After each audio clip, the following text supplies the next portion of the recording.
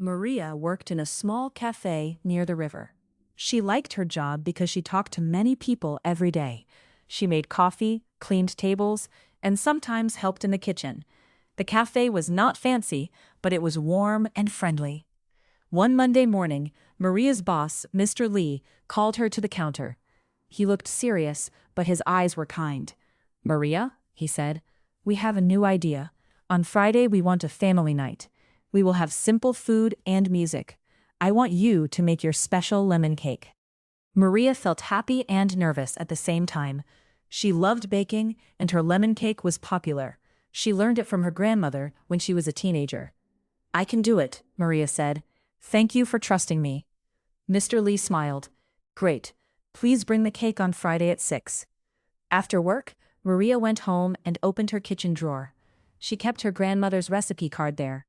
It was a small card with blue lines and careful handwriting. Maria always used it because it felt like her grandmother was with her. But the card was not there. Maria checked the drawer again. Then she checked the table, the shelves, and her bag. She even looked in the fridge. Nothing. Her stomach felt tight. No, she said softly.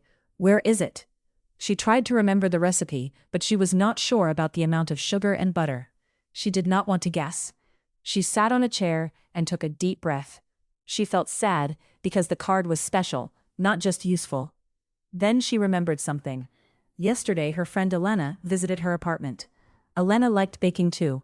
They talked in the kitchen, drank tea, and looked at old photos. Elena asked about the recipe card, and Maria showed it to her. Maria picked up her phone and called Elena. "Elena, hi," Maria said. "I have a problem. I cannot find my grandmother's recipe card. Did you see it yesterday?" Elena was quiet for a moment. "Oh, Maria, I think I did. I'm so sorry. I wanted to copy the recipe, so I put the card in my notebook.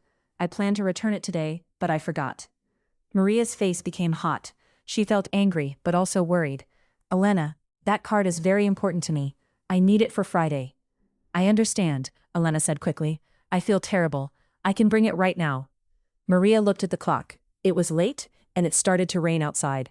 "It's okay," Maria said, trying to stay calm. "Can you bring it tomorrow morning, before work?" "Yes," Elena said. "I will come early, I promise." That night, Maria could not sleep well. She kept thinking about the card. What if it got wet? What if Elena lost it? Maria knew Elena was a good friend, but she still felt scared. On Tuesday morning, Maria woke up early and cleaned her kitchen slowly. She wanted to feel busy. At 8 o'clock, someone knocked on the door. Elena stood there with wet hair and a small plastic folder in her hand. "I came as fast as I could," Elena said. "I put the card in this folder, so the rain can't hurt it."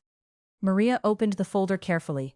The recipe card was inside, dry and safe. Maria felt a big wave of relief. Elena looked down. "Maria, I'm really sorry. I did not think. I just wanted to bake it at home." Maria held the card and looked at Elena's face. She could see Elena was truly sorry. Maria's anger became smaller. "I was very worried," Maria said. "This card is not only a recipe, it is a memory." Elena nodded. "I understand. I should have asked first." Maria took a breath. "Thank you for bringing it back and protecting it. Next time, please tell me." "I will," Elena said. "Can I help you with the cake for Friday?" Maria thought for a moment. She still felt a little hurt, but she also wanted to forgive her friend. "Yes," Maria said. "You can help, but we will bake it together at my place, and the recipe card stays here." Elena smiled with relief. "Deal." On Thursday evening, they baked the lemon cake. Maria read the recipe out loud, and Elena measured the ingredients. The kitchen smelled like lemon and sugar. They worked well together, and they even laughed. On Friday night, the cafe was full. Families talked, children smiled, and soft music played.